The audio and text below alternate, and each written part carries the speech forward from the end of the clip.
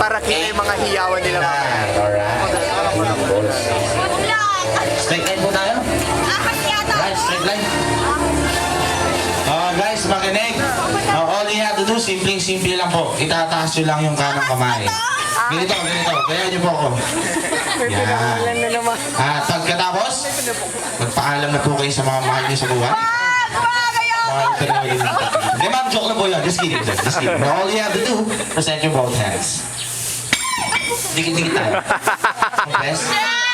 Now, imagine what's on their hands. So, apart from the other. This is the largest subspecies of the Indian rock python. And pound per pound, this one is the meanest animals encountered in the pet ring, but this one requires regular contact in order to keep them tame. Now these guys can measure from 13 up to 33 feet long and to weigh from 500 up to 1,000 pounds. So, alright, hindi pa tayo tapos. And to make things fair, lipat natin.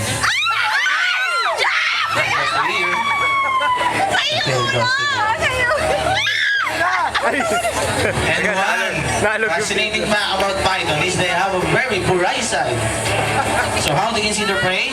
Now underneath their jaw, meron po silang small holes or pins which serve as infrared scanners. And of course, the kanilang fork-like tongue is a combination of their eyesight, hearing, and speech. Alright, ladies and gentlemen, palakpakan po natin yung mga brave volunteers. And of course, yung aming Indian rock.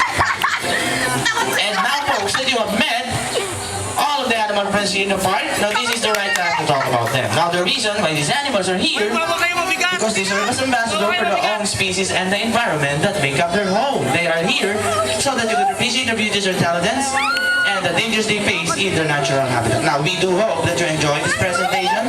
On behalf of myself, the Balwarte staff, and of course to our wonderful animal friends, maraming salamat po. Thursday. See you, Robert.